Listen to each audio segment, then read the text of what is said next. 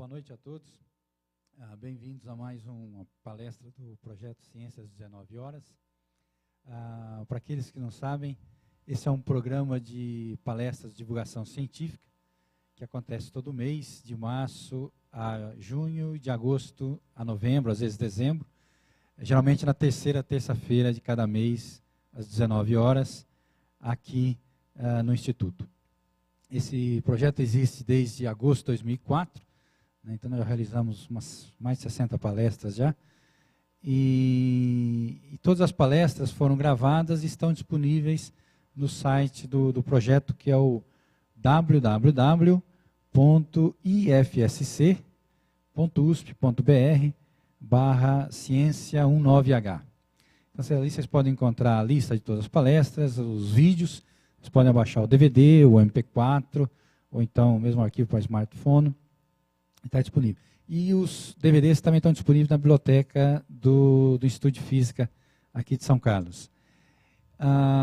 Além disso, as palestras passam, não ao vivo, mas depois são reprisadas, né, no canal 20 da NET, né, é o canal local aqui de São Carlos, inclusive é o Brás quem toma conta disso.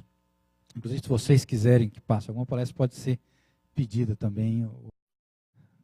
E hoje, é um grande prazer, nós temos aqui a professora Emiko Okuno, né?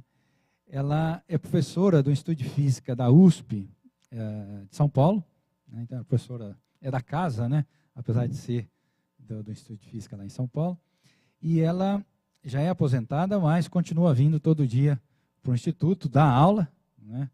Aliás, é uma professora bastante dedicada aos seus alunos. Amanhã cedo mesmo ela tem aula, ela volta hoje para São Paulo, né?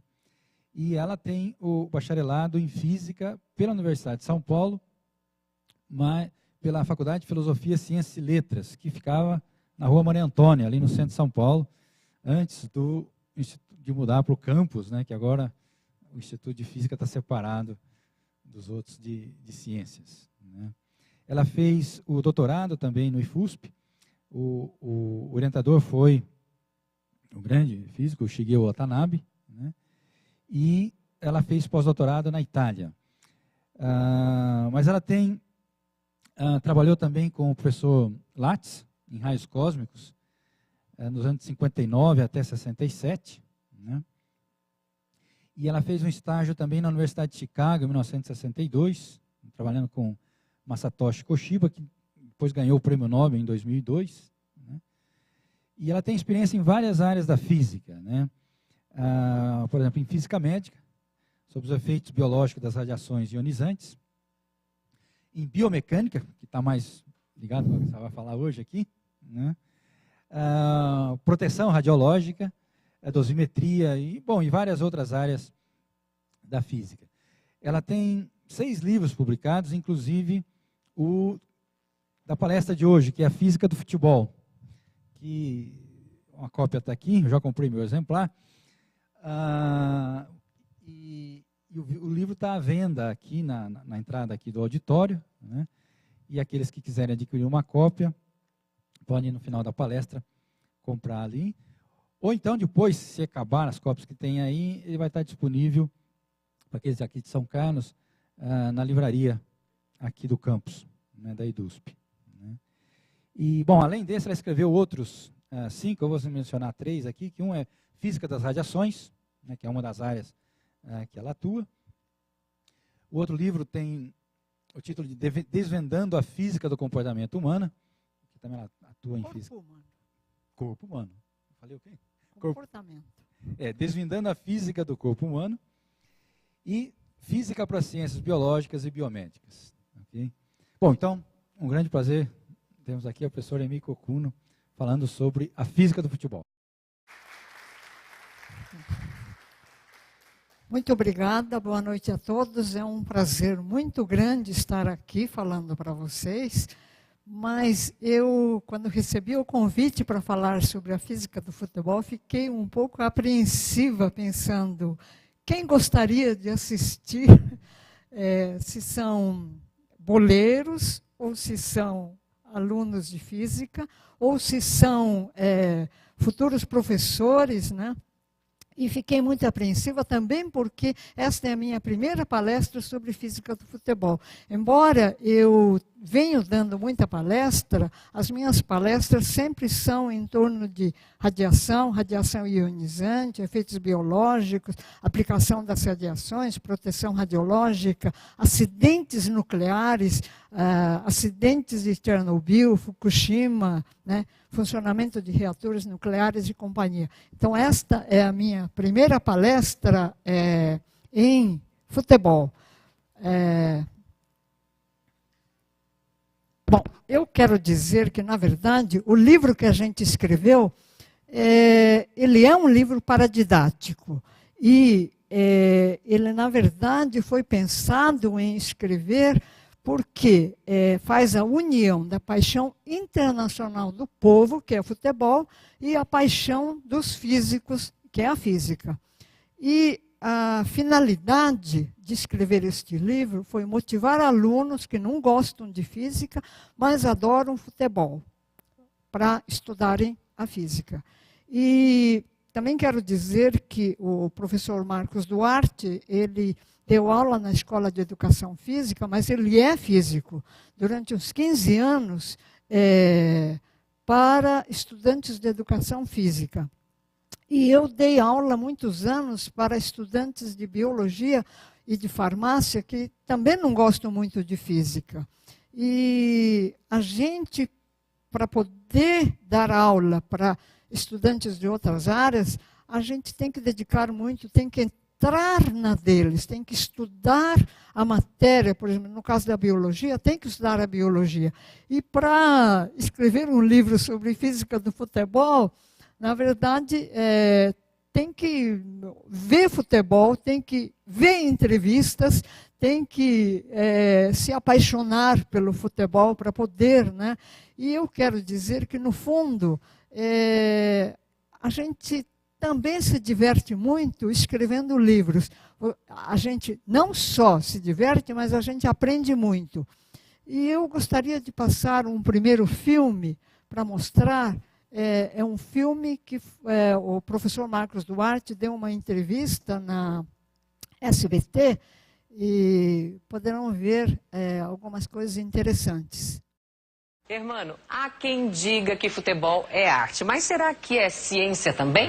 Bom, alguns craques são capazes de jogadas que nem as leis da física explicam. Mas um professor garante, o analista, que futebol e ciência jogam no mesmo time. Galileu Galilei descobriu a lei dos corpos e formulou o princípio da inércia. Quando a maçã caiu na cabeça de Newton, a lei da gravidade foi descoberta. Pelé assombrou o mundo com sua incomparável técnica. O rei jogava com as pernas dobradas para melhorar o equilíbrio.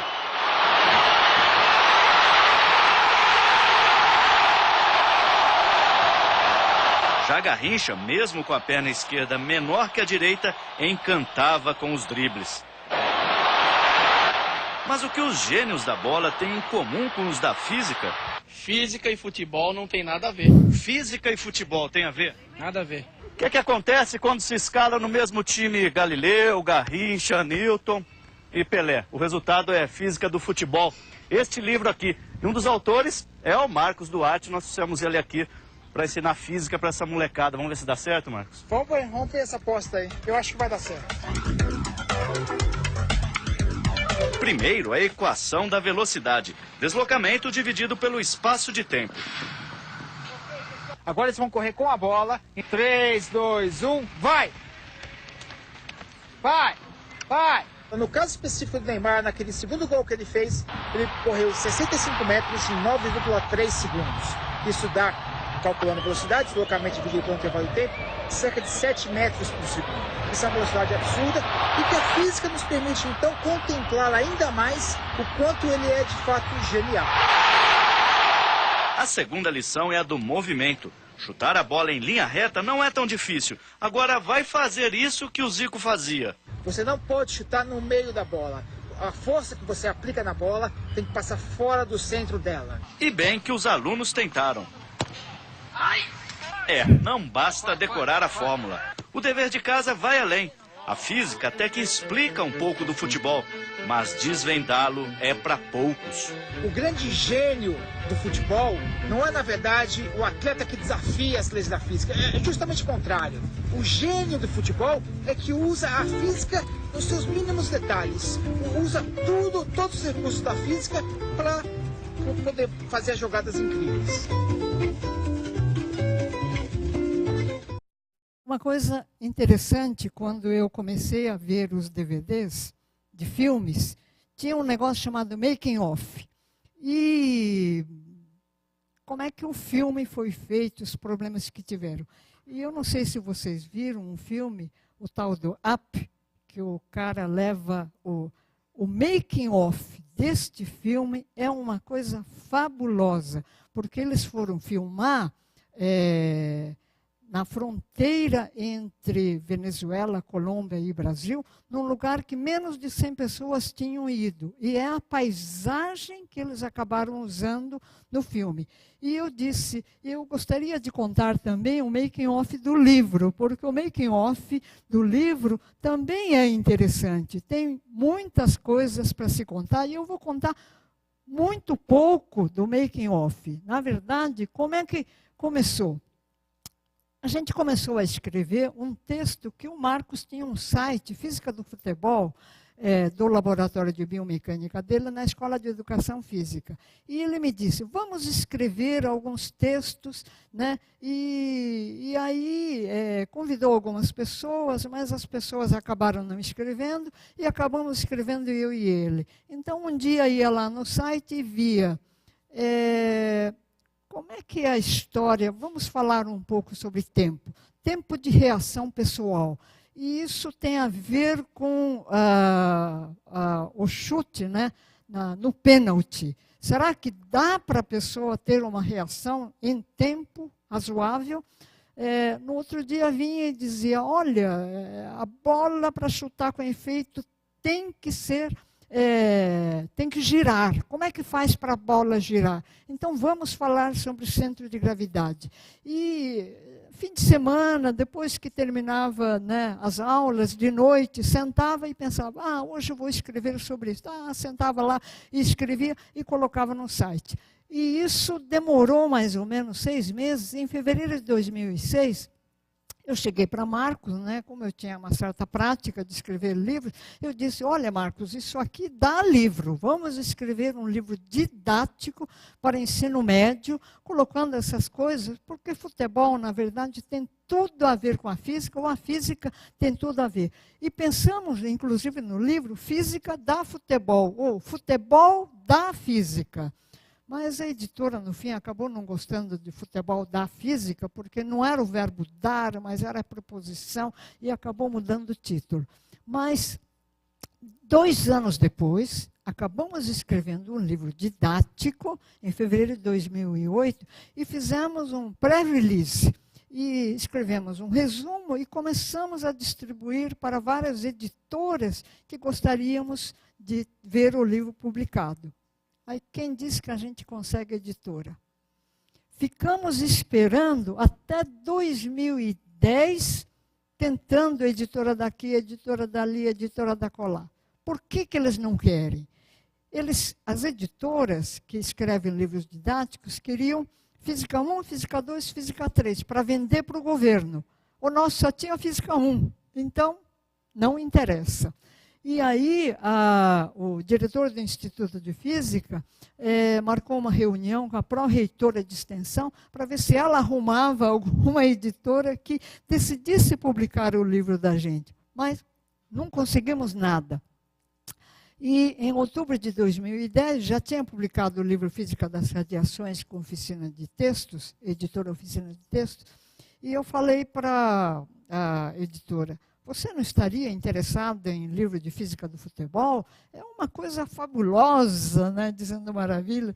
Aí ela disse, não, mas livro didático não dá, tem que ser paradidático.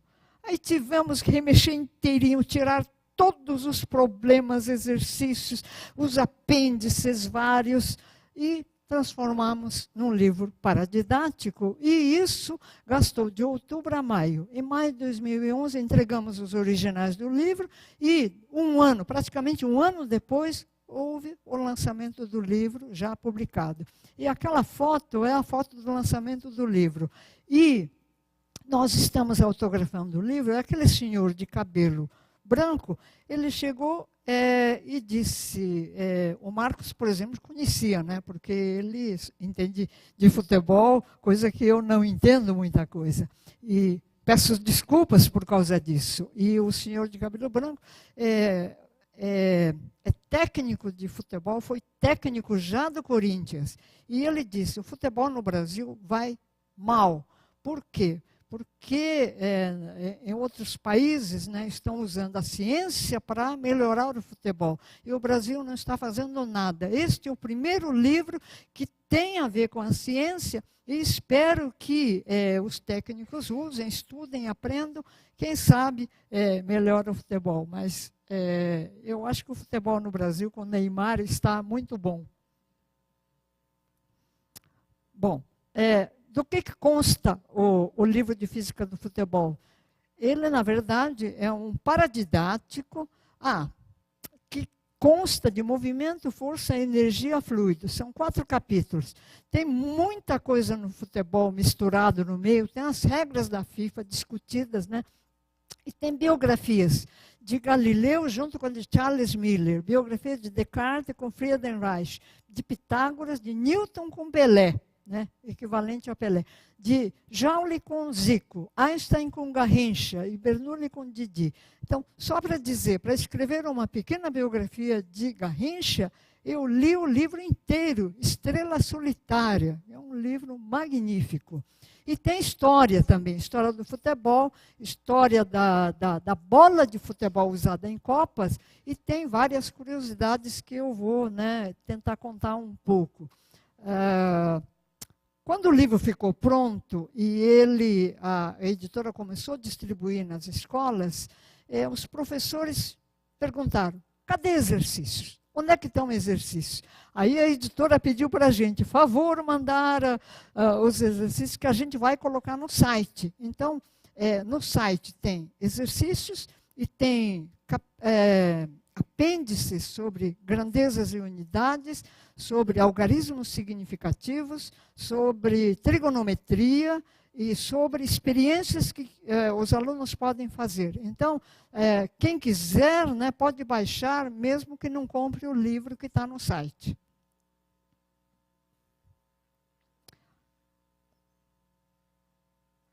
Bom, aqui estão as 17 regras da FIFA, e essas regras da FIFA, algumas delas são muito discutidas. É o tamanho do campo, como é que tem que ser o campo, a dimensão, e muita coisa discutida sobre a bola, né?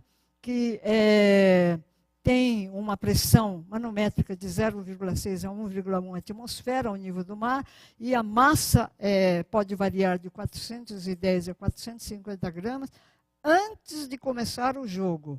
E número de jogadores, árbitro, tem uma série de coisas interessantes das regras do futebol discutidas dentro do livro. Bom, então a gente começa falando de movimento de translação, né? O movimento da bola, desenhada em A, e o movimento de rotação e a bola girando em torno de um dado eixo, e o movimento misto, que é a bola, né, chutada com efeito, que vai girando e vai transladando. Então, a gente compara isso com o movimento de um jogador de futebol, por exemplo. Quando o jogador de futebol vai correndo, ele está em movimento de translação, mas a perna do jogador vai fazendo isso. A perna do jogador, então, tem um movimento de rotação, né, e de translação simultâneo. A gente discute muito a localização, como é que os físicos localizam com coordenadas cartesianas, e fala, então, né, onde é que o jogador fica. E aí vem a história do esquema tático, e que muitos anos atrás o esquema tático era de tal forma que era 3-7. Então, 3 eram os zagueiros e os 7 atacantes. Hoje não se faz mais. O esquema tático hoje é 4-4-2, 3-5-2 e vai por aí afora, né?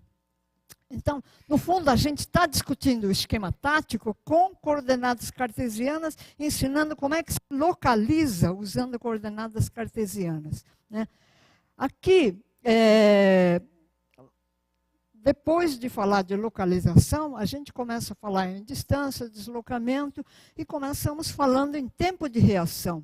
O tempo de médio de reação pessoal é de 200 a 300 milissegundos. Tem uma experiência interessante que pode ser feita, né? Fazer uma roda, segurando uma mão do outro, e a primeira pessoa que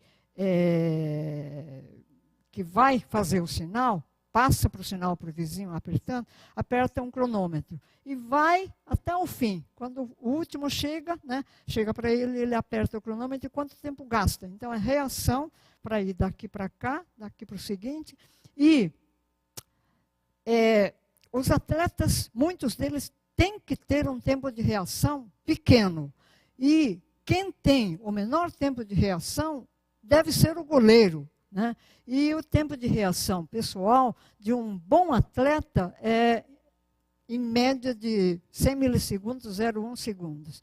E aí, vamos falar um pouco de cobrança de pênalti, né?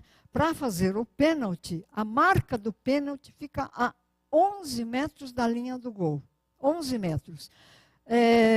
Quando o jogador de futebol chuta a bola, ele pode chutar com velocidade da ordem de 79, 80 km por hora. Isso se traduz como sendo 22 metros por segundo. Então, em 1 segundo, ele caminha 22 metros.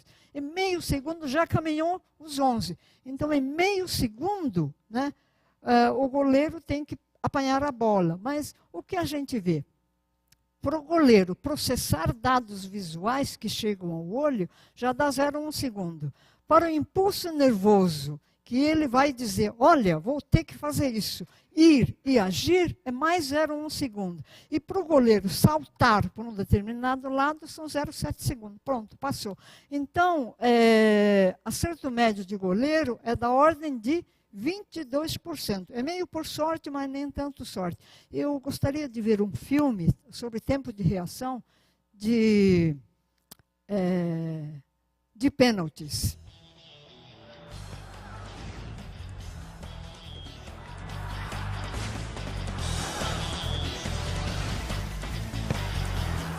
O goleiro é talvez o jogador que proporciona o maior espetáculo durante uma partida.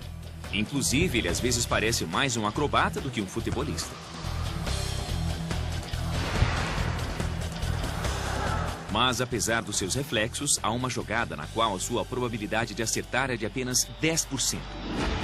O pênalti. Diz que é 10% aqui. Um pênalti bem cobrado leva apenas cerca de 450 milésimos de segundo para chegar da marca do pênalti até a trave. E é apenas esse tempo tão curto que o goleiro tem para tomar uma decisão, iniciar e completar o movimento para evitar o gol. Então, como um goleiro consegue defender um pênalti bem cobrado? Na Universidade John Moores, em Liverpool, está sendo estudado como os bons goleiros conseguem prever com êxito a direção para onde a bola será lançada no momento da cobrança. Este é um teste com vídeo que avalia a capacidade de previsão durante a cobrança do pênalti. O que vemos aqui é que o nosso goleiro está usando lentes leves e fazem parte de um sistema móvel e nos permite medir especificamente aonde o goleiro está olhando, enquanto tenta prever a direção na qual será cobrado o pênalti. Mas prever corretamente para que lado a bola será lançada é somente o primeiro passo. Se não se mexer antes da bola partir, a única coisa que o goleiro pode fazer é isto. Ele tem de saltar quando o pé do jogador encosta na bola para poder alcançá-la.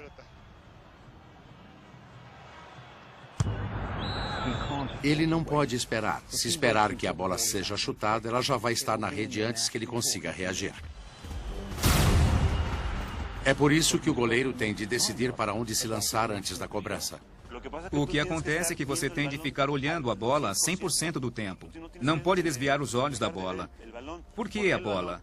Porque é assim que você vai saber onde o pé vai bater e para onde a bola vai. E é a bola o que você vai agarrar e não deixar entrar. Os goleiros utilizam 2 métodos. Um é observar o pé de apoio quando o jogador vai chutar. Sabemos que 85% dos pênaltis cobrados se dirigem para onde esse pé aponta. A segunda coisa que se observa é o ângulo do quadril. Se o quadril está em ângulo e apontando para um lado específico do gol, invariavelmente a bola será chutada para esse lado.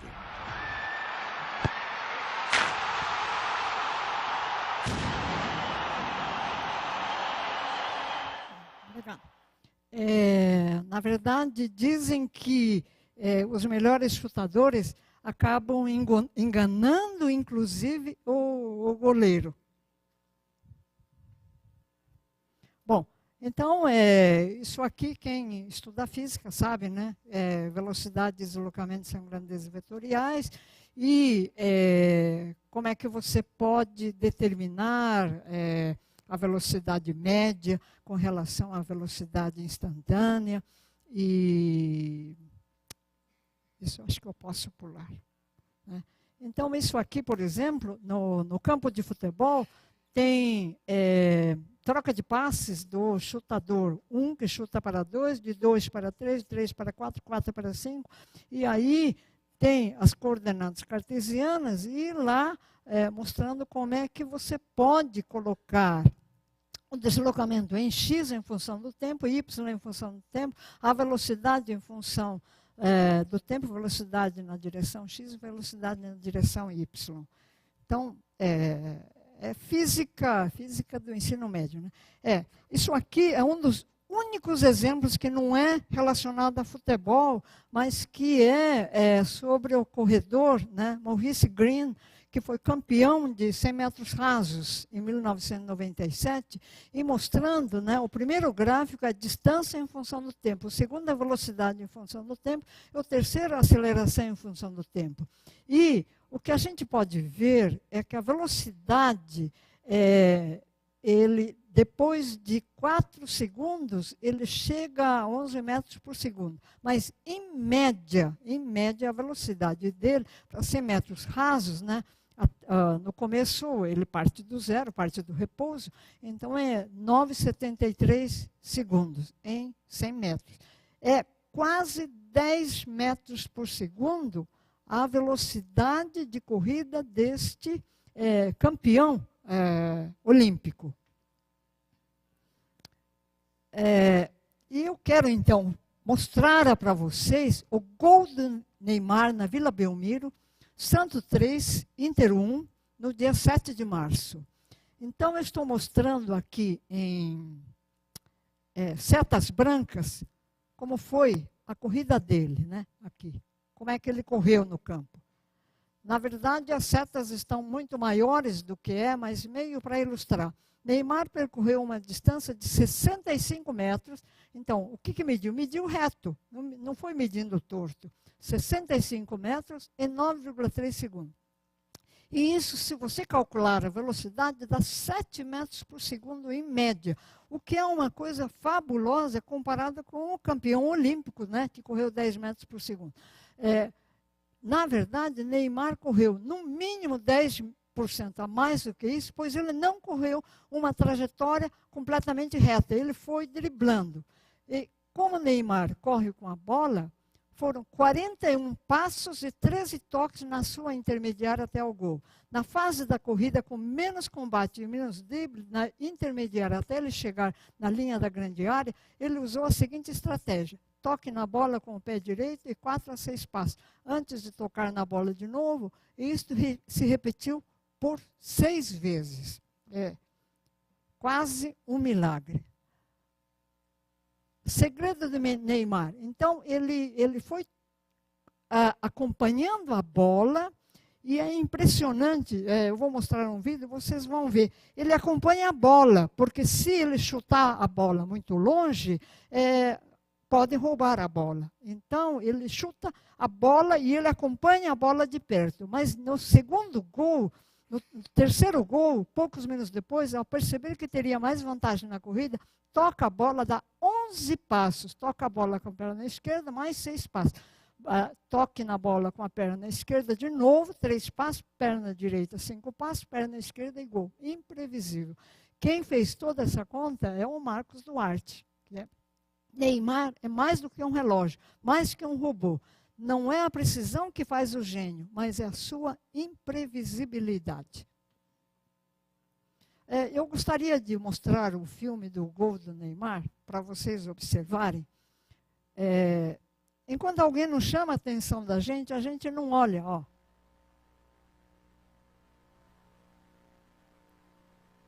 A bola está pertinho dele, e vai driblando e vai correndo. O seguinte, por favor. O seguinte, ele já chuta a bola para longe, porque ele percebe que não tem ninguém que possa... É ele.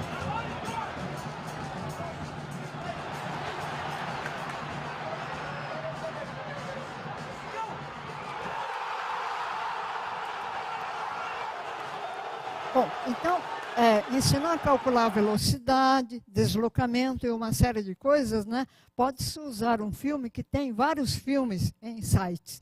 Agora eu quero falar da velocidade angular, né? Que é quanto de ângulo que é usado, né? Quanto percorre de ângulo em função do tempo, que é igual a 2πf, em que f é a frequência da rotação. Então, a frequência angular é o número de voltas por unidade de tempo. Então, um relógio, ponteiro grande, é uma rotação por minuto. O long play é 33 1/3 rotação por minuto. Passe de um helicóptero faz 300 rotações por minuto. O chute de bicicleta, quando o jogador passa a perna e faz isso para chutar, porque a bola vem, aqui ele já chutou a bola. É equivalente à velocidade de rotação das pás de helicóptero. É 300 rotações por minuto. Você pode calcular a velocidade linear, que é dada por ômega-r. No caso de chute de bicicleta, 1.800 graus por segundo, e a frequência é de 300 rotações por minuto. Isso também existe filme, comparando com o helicóptero, girando, é uma coisa fantástica. Essa figura é uma figura interessante. Na verdade, deveria ser o Pelé, mas a gente não tem direitos autorais da foto do Pelé. E a pergunta é, ele vai chutar ou já chutou nesse caso? Né? É uma questão capciosa. Bom, um outro item que a gente fala é sobre coeficiente de restituição para rebotes de bolas. Quando você joga uma bola, a bola cai, ela volta, né? E a regra da FIFA diz que a pressão interna da bola tem que ser... tem um certo intervalo, mas ele faz o teste com 0,79 atmosfera, temperatura ambiente a 20 graus Celsius, e o piso é de aço. Deixa cair 10 vezes de uma altura, né, de 2 metros, e depois espera que ela volte para uma altura de 1,35 a 1,55 metros. Então faz uma série de experimentos 10 vezes e vê se está ok. E com isso, chega a ser o valor do coeficiente de restituição, que é velocidade relativa antes sobre velocidade relativa depois. E que pode-se demonstrar com as equações da mecânica que isso é exatamente igual à raiz quadrada da altura depois, quando sobe de volta, sobre a altura antes, que no caso é 2 metros. Né? Então, aqui tem alguns exemplos. Né? No caso aqui, o chão é de concreto e aqui é piso de madeira. Né? E aqui... foi jogada de 200 metros e quanto que voltou a subir? Bola de tênis, bola de golfe, bola de futebol, essa bola não sei o que é. E vocês veem que dependendo se é concreto ou piso de madeira, varia muito.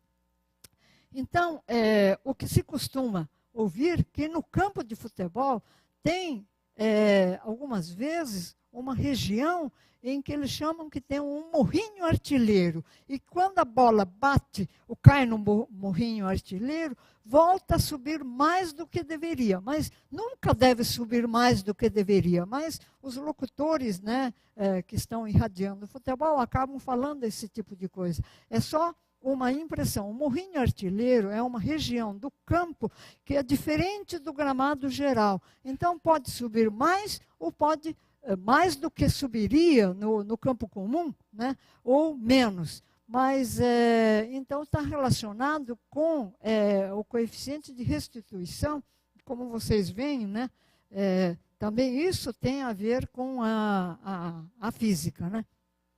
Uma outra coisa importante é o movimento balístico. Quem fez trabalho com o movimento balístico foi Galileu Galilei. Galileu Galilei, ele estudou a trajetória do projétil de canhão após lançar. Como é que era a trajetória, né? Que é uma parábola e que, na verdade, é constituído de dois movimentos independentes. Um movimento é na horizontal e outro na vertical. E na vertical é queda livre, né? E aí, se Galileu tivesse assistido à Copa de 70 e aos longos lançamentos de Gerson, o canhotinha de ouro da seleção brasileira, ele teria tido muito mais diversão em descrever o movimento da bola do que o movimento das balas de canhão, né? Mas, na época, as pessoas, né, os militares lá queriam trabalho com o lançamento de canhão e ver como é que deveria ser lançado para atingir talvez o barco inimigo ou o inimigo, com que ângulo, com que velocidade deveria ser lançado o canhão, né? E aqui nós vamos ver movimento balístico, como é que é? Na verdade, chutando a bola, né? Ele é constituído de dois movimentos. A velocidade com que foi chutada é decomposta em componente vertical e componente horizontal. A componente vertical vai diminuindo por causa da aceleração da gravidade, até que, quando atinge a altura máxima, né, a velocidade na vertical é zero. Depois começa a cair e a velocidade, na mesma altura, tem a mesma velocidade, só que com sentidos contrários. E quando atinge o solo, está com a velocidade nesse sentido.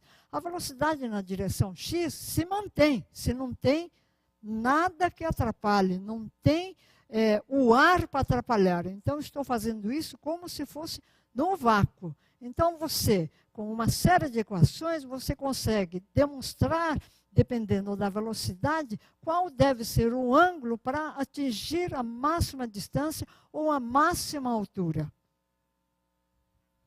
Bom, aqui eu fiz uma série de cálculos, né, e mostra que a distância máxima que é atingida é 45, quando a bola é lançada com um ângulo aqui de 45 graus. Quando é lançada com 75 ou 75 graus ou 15 graus, a distância atingida é a mesma, embora a altura atingida é totalmente diferente. E com 30 graus e 60 graus, a distância, né, o alcance alcançado é igual. Nesse caso, eu considerei a velocidade inicial 20 metros por segundo, que é um valor razoável. E aqui, como vi que com 45 graus a distância, né, na horizontal é a máxima, eu fiz todas as análises 45 graus. E coloquei velocidade de lançamento 10 metros por segundo, 20 metros por segundo, 30 metros por segundo. Então, vocês veem que, à medida que aumenta a velocidade, aumenta muito a distância, mas não só isso, aumenta a altura atingida. Então, 20 metros por segundo, 30 metros por segundo é velocidade razoavelmente comum para a bola lançada por jogador de futebol. Então, vocês veem, se digamos, o gol está aqui, se ele chutar isso, a bola sai voando por cima, não entra no gol de jeito nenhum, né? Então, a partir daqui, depende de onde está o gol, você pode prever se vai entrar ou não vai entrar. E todos esses cálculos foram feitos considerando no vácuo, mas existe o ar. Se a gente inclui o ar, você percebe que há uma diminuição, tanto no alcance quanto na altura, né? Influência da resistência do ar. Bom, aí a gente está entrando em capítulo de energia. No capítulo de energia, eu fiquei pensando, pô, o que nós vamos escrever sobre capítulo de energia que tem a ver com futebol? E aí achei essa notícia interessantíssima. Eram estudantes, 4 moças de engenharia da Universidade de Harvard, que tinham que fazer um trabalho de fim de curso. E elas queriam armazenar a energia e usar a energia, por exemplo, de um tablado de dança, que as pessoas dançam e vão depositando energia ao socar o solo. Mas depois mudaram de ideia. Essas 4 moças, elas tinham estado em países muito pobres e viram estudantes do ensino primário que estudavam com lamparina e chegavam na escola com a cara toda cheia de fumo e mudaram de ideia e decidiram fazer uma bola de futebol que foi chamada de socket de soccer, que é futebol em inglês, e catch é de ligar na tomada. E essa bola de futebol mexer para carregar. Ao chutar a bola, ela tem um sistema aqui dentro que é uma tecnologia semelhante à utilizada em algumas lanternas, que você mexe e armazena energia. E vejam que eficiência. Apenas 15 minutos de movimento com essa bola, né, são suficientes para iluminar uma pequena lâmpada de LED por 3 horas, ou carregar um aparelho de celular. Elas... Essa moça saiu, ficaram só essas 2, montaram uma empresa. No fim do ano, elas ganharam o prêmio de inovação tecnológica. E elas, no ano da Copa da África, levaram a bola para a África e deram para a criançada de presente. As crianças levaram para casa, adoraram. Essa bola ficou um pouco mais pesada que a bola oficial. A massa ligeiramente maior pelo sistema que tem dentro. Mas as crianças diziam, essa bola é melhor do que a Jabulani. A gente brinca e ainda consegue acender uma luz ou carregar um celular. E um outro item que eu tentei caçar, o que eu podia falar sobre energia, e vi que, quando eu escrevi o livro, na verdade, tinha uns 10 campos, estádio de futebol, com coletor solar no teto. E esta foto aqui é estádio na Suíça, em Berna, né? Ganha também a maior central elétrica solar do mundo, já instalada sobre um estádio. Então, eles poderiam usar para iluminar nas noites de jogo, e durante o dia tem muita energia, né, que o coletor recebe do sol, e eles distribuiriam para a cidade, quando não está em uso. Então, eu achei isso fantástico. E depois eu vi, mais recentemente, que a Alemanha estaria ajudando o Brasil na construção de estádios de futebol para colocar coletores solares. E vi que, finalmente, os 2 estádios grandes em construção, eu acho que é do Corinthians e outro do Palmeiras, vão colocar coletor solar no teto, o que é uma coisa fantástica, porque é uma energia limpa, né? E só para vocês verem, esse é o estádio, né, que está lá na Itália, em Verona, em 2009, com 3.328 coletores solares. Esse é um estádio no Japão, também todo com coletor solar.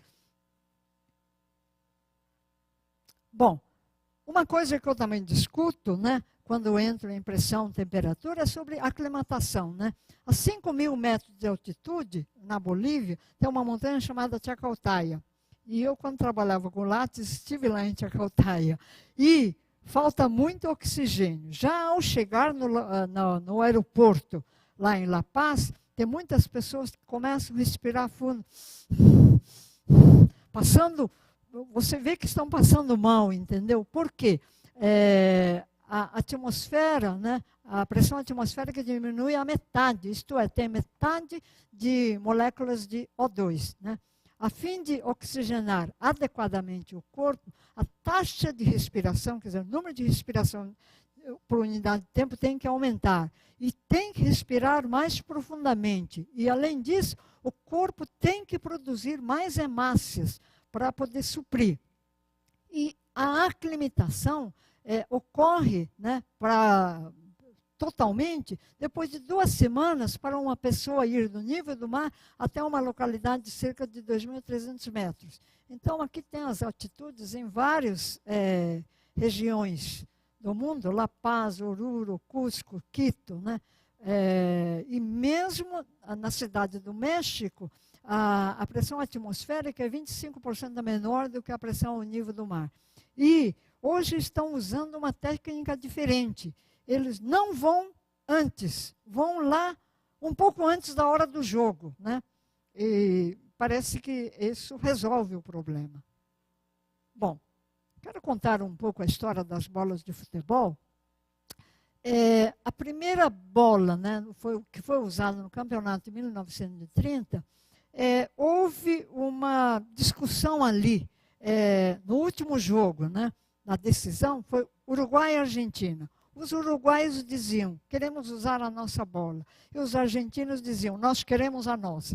Então, no primeiro tempo, foi usada a bola da Argentina. E a Argentina ganhou de 2-1. No segundo tempo, os uruguaios falaram, nós queremos usar a nossa bola. E o Uruguai ganhou de 4-2 e foi o campeão do mundo. Então, tem a bola da Itália, a bola da França, e tinham esses gomos, vários gomos, tinham 12 gomos. E da França para o Brasil, teve guerra, Segunda Guerra Mundial, então não teve campeonato. Depois foi em Suíça, né? E na Suíça, o número de gomas aumentou para 18. Mas as bolas eram feitas com a parte interna de bexiga, de porco ou de vaca e depois coberto com couro. E essas bolas, quando chovia, absorvia muito a água, além da lama que grudava, e a bola chegava a pesar o dobro, né, do que era antes do jogo. E aí eles começaram, com o tempo, mudar a tecnologia e fazer com material sintético. Mas na Suécia, né, teve em 58, no Chile em 52, na Inglaterra o número de gomas passou para 24 e no México o número de gomas passou para 32, com pentágonos e hexágonos. E ficou com 32 gomos até chegar na Alemanha. E as bolas, a partir do México aqui, começaram a ter um nome especial, né? Então era... no México, aqui chamou Azteca, na Argentina foi chamada Tango. As bolas começaram a receber um nome e na África do Sul teve a Jabulani. E a Jabulani, mais preta, né, aqui do que a amarela, foi jogada em jogos comuns. No último jogo foi usada essa dourada. Mas se vocês olharem a bola, ela tem vários, como se diz, ranhuras, né, nessa parte. E essas ranhuras, na verdade, diminuem a força de arrasto, por incrível que pareça. Se vocês pensarem um pouco, quase todos os jogos usam bola de um tipo ou de outro. Uma das bolas mais pesquisadas e estudadas é a bola de golfe. E eu acho que agora a bola de futebol está meio competindo em estudo, em análise, com a bola de golfe. A bola de a Jabulani, né, ela foi totalmente feita à máquina, não tem costura, ela é colada, e isso causou muitos problemas, tanto para chutador quanto para goleiro. E eu não sei se vocês sabem, a minha história sobre futebol começa muitos anos atrás. Um belo dia aparece na minha sala, lá na física, um rapaz que ele era estudante da Poli e trabalhava numa empresa que fabricava bolas de futebol. E aí ele chegou e me contou, Olha, tem uma dúvida, é uma dúvida que muita gente tem, que diz que as bolas, que os jogadores dizem que quando eles vão jogar no Peru, ou no México, ou na Bolívia, as bolas ficam mais leves. A bola não fica mais leve. A regra da FIFA diz que tem que ter um tanto de massa. Por que que fica leve? Porque diminui a resistência do ar, diminui a densidade do ar. E aí ele me contou uma outra coisa que, na verdade, ele veio fazer umas perguntas, mas eu tinha muito mais perguntas do que ele. Como é que é feita a bola, né? Já que ele trabalhava numa empresa que fabricava a bola. E a bola é feita em várias camadas, e elas são costuradas, né? E por mãos habilidosas. Ainda hoje, a bola no Brasil, muitas delas são costuradas. E quem costurava? Alguém sabe quem costurava? Presidiários costuravam as bolas. E ele levava uma montanha de bolas para Carandiru para presidiários costurarem. Os presidiários ganhavam dinheiro com isso. E ele dizia um problema seríssimo, porque a gente exporta a bola e, de repente, eles fazem aquela greve, aquela revolução, e não tem bola para mandar, para despachar. Mas eram costuradas. E ele dizia, olha, porque tem que ter tantos nós, como é que são os nós? Porque dependendo do nó, como é que é costurado, pode mudar o centro da gravidade. Não pode, o centro da gravidade tem que estar no centro. Mas dependendo de como costura, como é feita a bola, né, a bola pode estar com o centro de gravidade deslocado. E isso causa problemas sérios. Bom, a bola de futebol em movimento no ar fica sujeito a forças aerodinâmicas. E quais são essas forças? É força devida à pressão e à viscosidade do meio. Então, existem dois tipos principais de força. A força de arrasto, ou força de resistência do ar, que é força antiparalela à velocidade. E a força de sustentação, que é perpendicular à velocidade. Bom, a força de arrasto ou a força de resistência do ar, que é uma força muito importante, é dada por essa fórmula em que B é uma constante e V é a velocidade da bola, né? Quando a velocidade da bola é baixa, quando a velocidade da bola é alta, é dada por essa fórmula. É menos porque ela se opõe ao movimento. É força de oposição ao movimento. Meio de ρ, que é a densidade do ar, A, que é a área da seção transversal do corpo, C de A, que é o coeficiente de arrasto, e V é a velocidade, né? Agora, esse coeficiente de arrasto também depende da velocidade da bola. E essas forças de arrasto são menores onde o atrito é menor, onde a pressão atmosférica é menor. E esse é o caso de se jogar bola em altas altitudes, como no México, na Bolívia. Aqui tem alguns coeficientes de arrasto. Os coeficientes de arrasto são muito pesquisados. O estudo é tremendamente complicado, porque você não pode prever, né? Carro de esporte tem esse coeficiente CA, é de 0,302. Carro de passeio, 0,405. Avião supersônico, 0,12. Paraquedas tem um coeficiente de arrasto enorme. Por quê? Porque se deseja que o cara, ao abrir paraquedas, não espatife no chão, que a força de arrasto seja muito grande. É importante para o paraquedista chegar são e salvo no chão. Mas em carro de corrida, né, tem uma forma cada vez mais aerodinâmica. Mesmo os carros que a gente compra, né, volta e meia colocam uma abinha para ver como é que fica, se diminui força de resistência. Mas é algo muito complicado essa história de força de arrasto. Bom, a força de arrasto, por um lado, está relacionado com o que se chama número de Reynolds. E o número de Reynolds está relacionado com a turbulência, né? A gente pode calcular o número de Reynolds sabendo a velocidade da bola, porque o número de Reynolds é dado pela densidade do ar, o D, que é o diâmetro da bola, que é dado por πr ao quadrado, e eta, que é o coeficiente de viscosidade do ar. Se a gente sabe a velocidade da bola, sabe o diâmetro da bola, a gente pode calcular o número de Reynolds sabendo a velocidade da bola. E o número de Reynolds é o seguinte: quando alguém acende um cigarro, a fumaça que sai e sobe, no começo é laminar.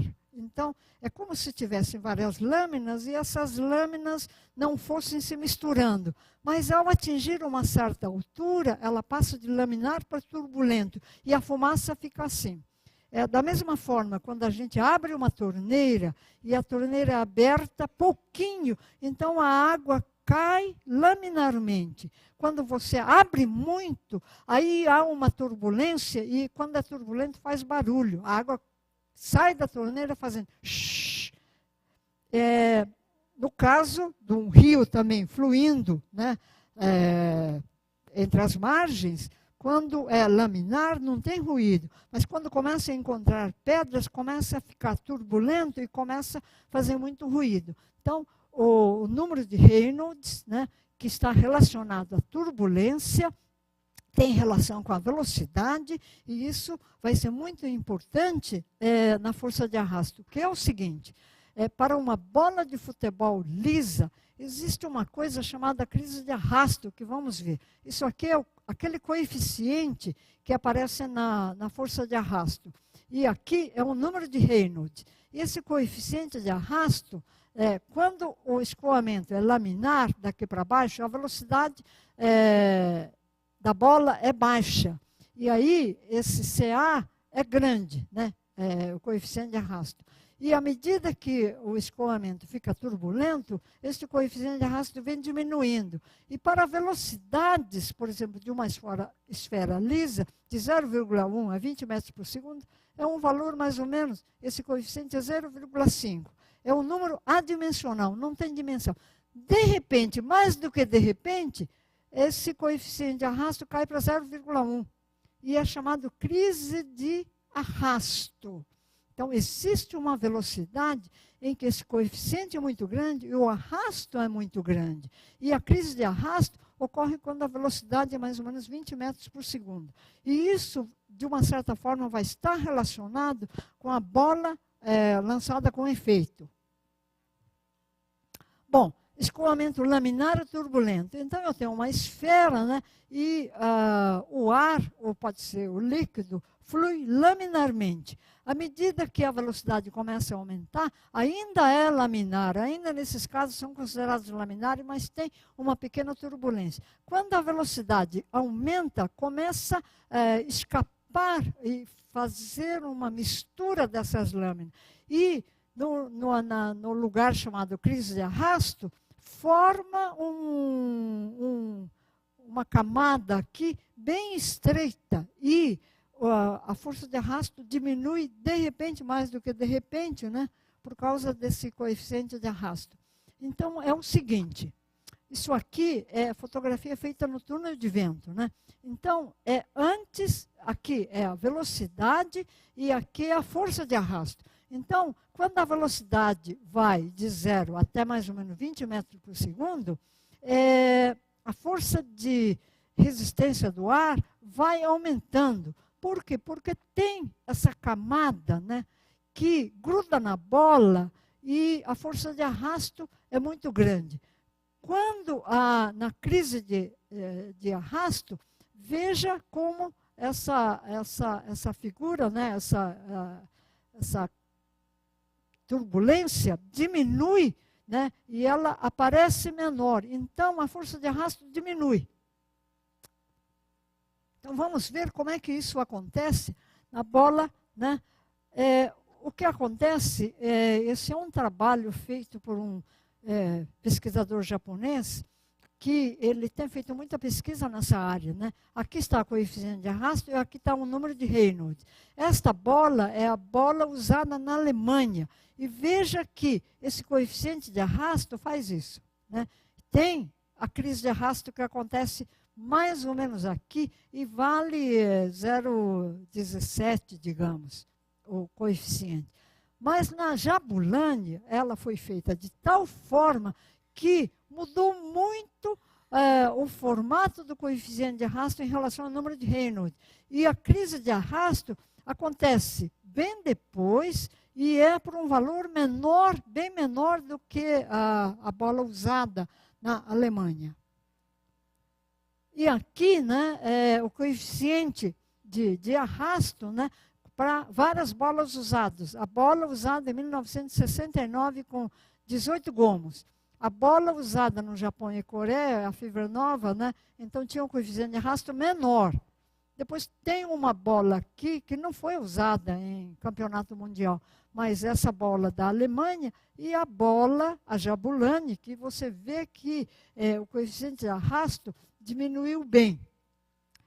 O que o pessoal acha? Que daqui a pouco vão fazer uma bola sem costura nenhuma, sem goma nenhum. E aí, como é que vai ficar esse coeficiente de arrasto? Então, é o seguinte, né? Essa bola o sentido da bola está sendo lançada para cá. Equivale ao ar vindo nessa direção.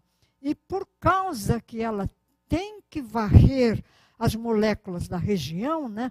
Então, quanto maior for a bola, maior quantidade de moléculas ela tem que espalhar para a lateral. É por causa disto que surge a força de arrasto.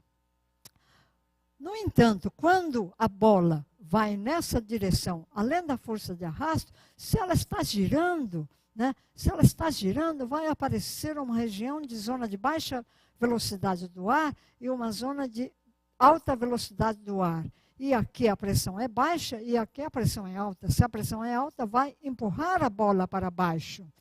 E essa força, né, é uma força que se é perpendicular à direção da bola. Essa força de arrasto, que é essa aqui, que está aqui também, é na mesma direção do deslocamento da bola. Então, quando a bola gira, vai aparecer a força de arrasto e essa força perpendicular, que é chamada força de Magnus. Então, para falar sobre região de velocidade mais alta, pressão menor, e região de velocidade menor, pressão alta, então vem o princípio de Bernoulli. O Bernoulli desenvolveu esse princípio, né, na época de 1700 a 1792. E, na verdade, a equação aqui é uma equação de conservação de energia. E ele chega à conclusão que onde a velocidade é maior, por exemplo, aqui, a velocidade é maior aqui em cima, a pressão é menor. Se a pressão é menor, tem uma força de sustentação para cima. Isso aqui é uma forma perfeita, né, chamada aerofólio. E a asa do avião simula isso aqui. É a asa de pássaros, as asas de pássaros, né, é um aerofólio perfeito. E aqui é o princípio de Bernoulli, é uma bexiga cheia de água, né? Dentro d'água a velocidade é pequena, mas a pressão é alta, né? E fora a pressão é menor e a velocidade é maior, e a água sai com uma velocidade muito grande.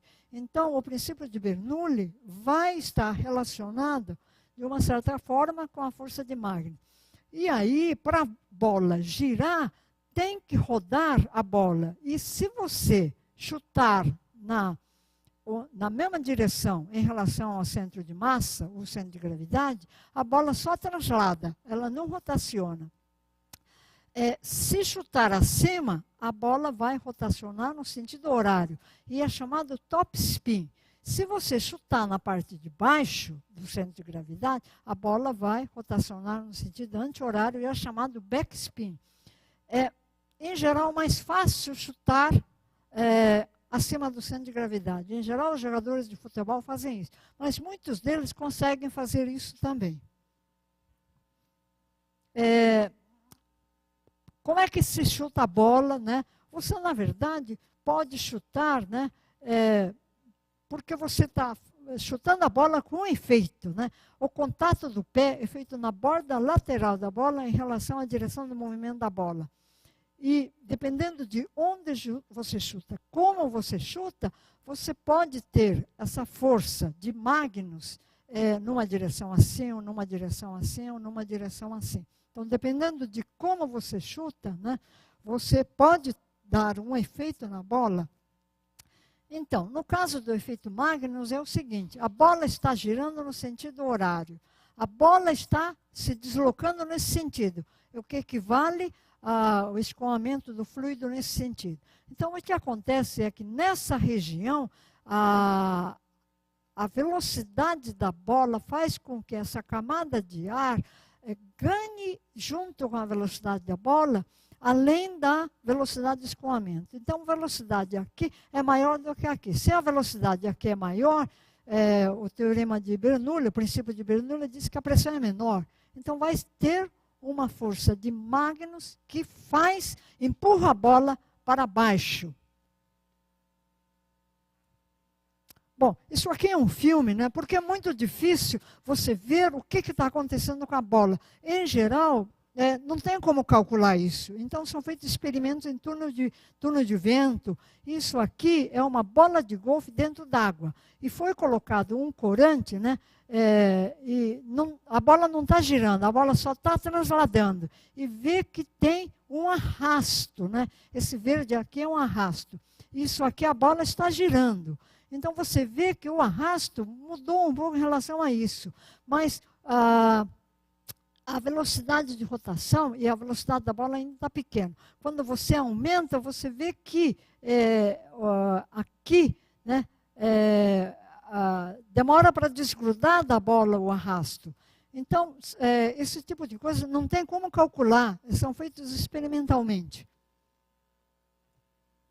Bom, essa aqui é o gol do Roberto Carlos. O gol do Roberto Carlos, na verdade, ele chutou mirando para essa direção. Se vocês... existe no site, né, na internet, vários filmes de gol do Roberto Carlos. É interessante olhar o seguinte, tem um menininho aqui olhando. E quando ele vê a bola chegando, ele desvia, porque ele acha que a bola vai bater na cabeça dele. E a bola fez uma curva, né? E essa curva é devido a uma série de fatores, a força de Magnus, a força de arrasto, a forma como foi chutada, né? E eu queria mostrar o filme da Jabulani, pode ser? O Instituto de Pesquisas Tecnológicas fez uma análise da bola de Jabulani. A Jabulani chegou a pegar nessa bola, bater um pouquinho para ver como é que ela é, não? Já. É traiçoeira, realmente? É sempre diferente, né? Acho que a cada Copa do Mundo vai haver problemas em relação a isso. Mas ele é muito leve, né, Paulo? É leve, isso está provado. Há uma dificuldade grande para os goleiros. Os goleiros sempre sofrem muito, né? E reclamam, e com razão, né? da diferença, dessa principalmente, né? Mas também já ouvi essas reclamações em outras Copas. Em outras, às vezes nem em competições mesmo, que não seja em Copa do Mundo, onde alteram. Vamos conhecer então um pouquinho mais da Jabulani. Vamos ver. Jabulani.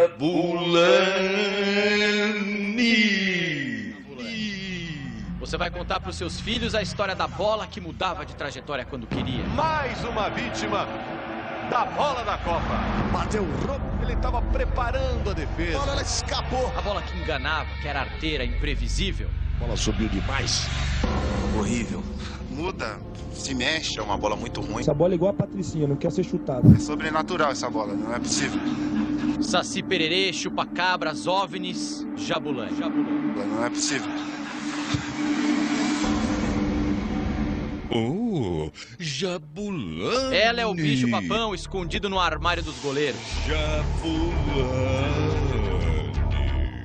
Embaixo da cama dos atacantes. A Jabulani é a personagem da Copa. Misteriosa. Oh, Jabulani. Rolou a bola. E é tão legal assim, né? Como se ela tivesse vida própria, como se fosse um mistério da humanidade. Mas sempre tem aquele mala que vai dizer que OVNI não existe, que chupa-cabra é mentira, que a Jabulani tem um coeficiente de arrasto do índice de resistência física. Chatos, chatos. Hoje, esses chatos somos nós da Central da Copa. Porque depois de dias falando sobre as propriedades místicas da Jabulani, chegou a hora de a ciência se pronunciar. Aí sim, fomos surpreendidos novamente. Bem-vindos ao Instituto de Pesquisas Tecnológicas da Universidade de São Paulo, o IPT. O teste da Jabulani vai ser feito dentro do túnel de vento. Vamos responder por que ela foi considerada diferente. Os cientistas vão fazer o seguinte, jogam uma fumaça para cima da bola, bombardeiam a fumaça com laser e fazem uma leitura no computador. Ok para o laser, vamos lá. E aí para, olha a luz verde. Eles querem ver como o ar se comporta em volta da bola, simulando a trajetória da bola no ar.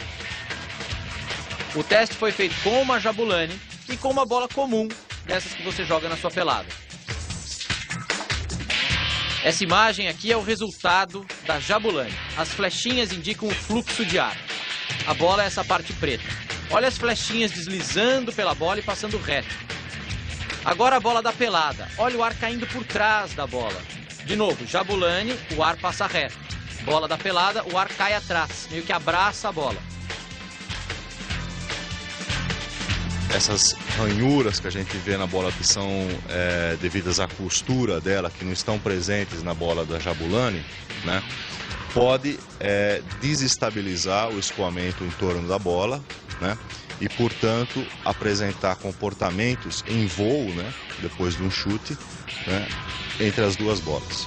E por que deu diferença nessa foto? A chave para entender a jabulani é a falta de costuras. Jabulani é lisa, chapada. Uma bola de pelada tem rugas, canais pequenos por onde o ar consegue passar. Imagine um carro de Fórmula 1. Eles têm esses buraquinhos do lado por onde o ar passa. Imagine se não tivesse.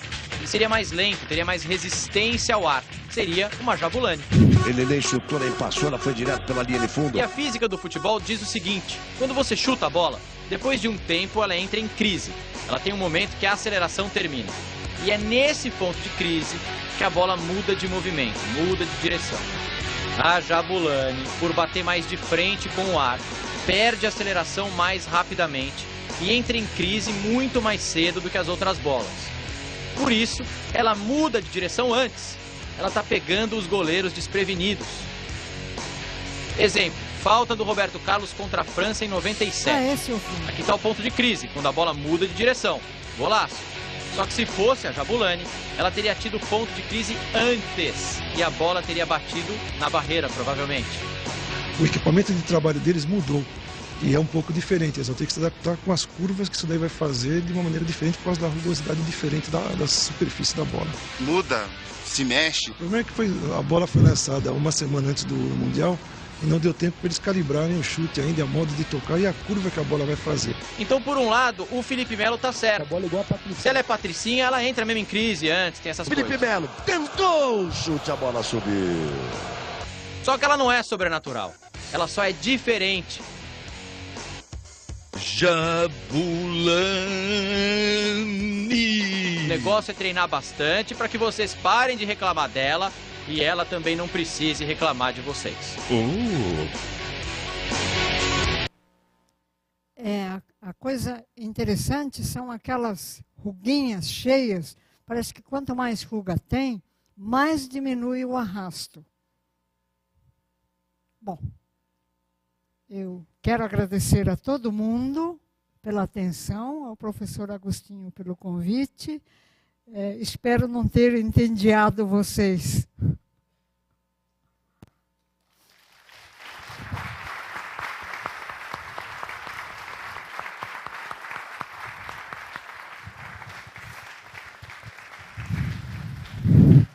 Bom, agora a gente abre para comentários, perguntas. Vocês não querem saber por que a jabulani tem ranhura ou não? Essa é uma coisa que você falou. Como? É como a bola de golfe. É como a Segura bola o de ar, golfe. Ela está toda cheia de ranhuras, né? É uma bola muito complicada. E se você olhar, em nenhum jogo no Brasil estão usando a jabulani. Acho que os jogadores não gostaram. Nem o goleiro, nem os jogadores não gostaram da jabulani. Porque ou vai muito para o alto, ou desvia totalmente. Boa noite, professora, de novo. Lamento a ausência do banhato, que a gente deveria ter aprendido um pouquinho aqui dos desvios. Professora, durante sua apresentação, a bola foi tratada como um esférico perfeito, não é? Sem deformidades. E a coisa que a gente mais vê no futebol é a deformidade do material, não é? assim como efeitos de arrasto em determinados materiais de aeronáutica até, né? A senhora tem alguma sugestão para que a deformidade da bola reduza, para que a gente não sofra tanto? Eu acho que essas bolas mais modernas não deformam muito. Deformam, mas elas voltam. As bolas mais modernas. Então, há fotos, né, de bola, no nosso livro, inclusive, tem a bola, dependendo da velocidade, da força com que foi chutada, ao encontrar um anteparo, ela deforma totalmente, chega até tamanho a metade, né? E deforma quase até a cabeça do jogador, fica toda, né, apesar do osso, fica estranho. Mas eu acho que as bolas mais modernas, elas deformam, mas voltam com uma certa facilidade. Eu não sei. Porque eu não jogo futebol. Boa noite, professora. Eu senti o coloque aí, você ficar um pouco centrado aí na bola, e eu fiquei curioso para saber se a senhora não tem alguma coisa para contar para a gente do ponto de vista do outro lado, da chuteira, por exemplo, que pode alterar também toda essa dinâmica. Ela foi muito centrada em bola sim, porque eu acho que se fala muito na bola, mas recentemente tem uma pessoa que acho que é apaixonada por futebol e que fez uma chuteira com a ponta quadrada, dizendo que chutando com a ponta quadrada você poderia dar um impulso maior. Mas ela é muito feia, olhando, né? Talvez porque a gente não esteja acostumado. E eu, na verdade, não sei, pode até ser.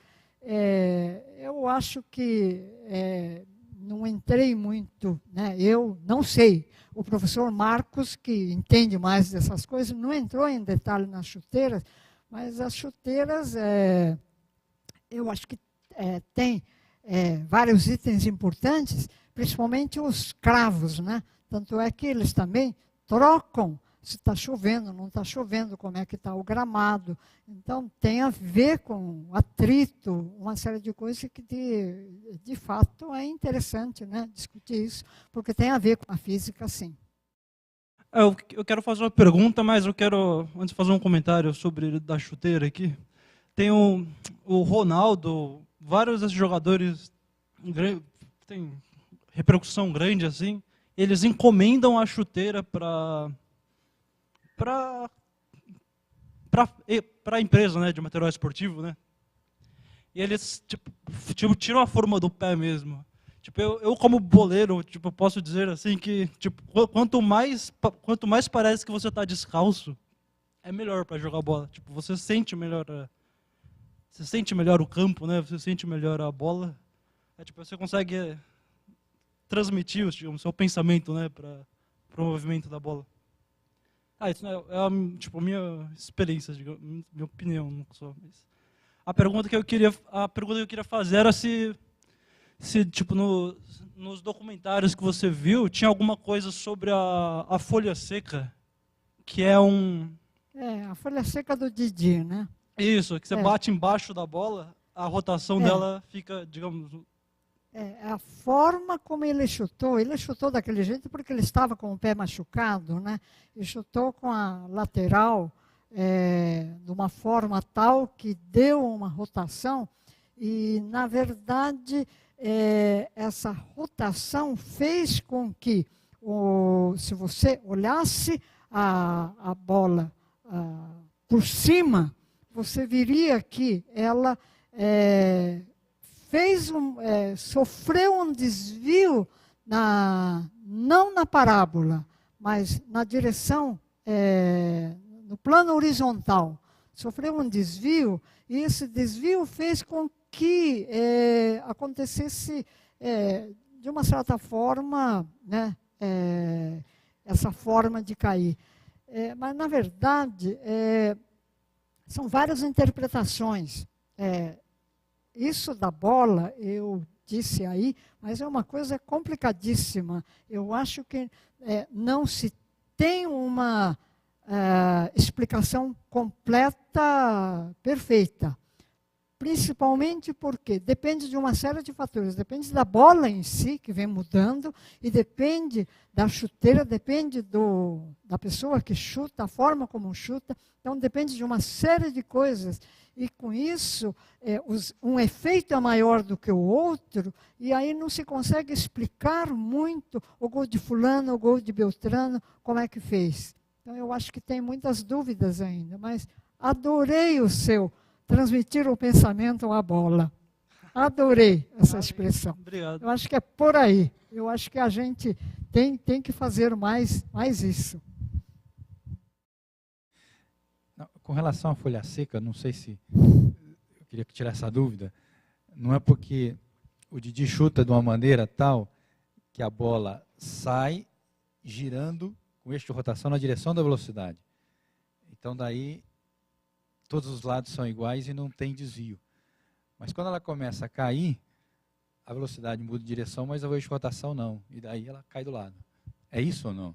Não sei. Não sei. Se não tiver mais comentário, então vamos agradecer a professora. Eu gostaria de lembrar vocês que o livro dela está sendo lançado hoje aqui em São Carlos. Está à venda aqui na frente do auditório, né? E aqueles que quiserem comprar e ter um autógrafo dela, podem fazer. Ela vai estar assinando o livro logo após a palestra. Ok? Bom, então vamos agradecer a professora Emíco. Muito obrigada.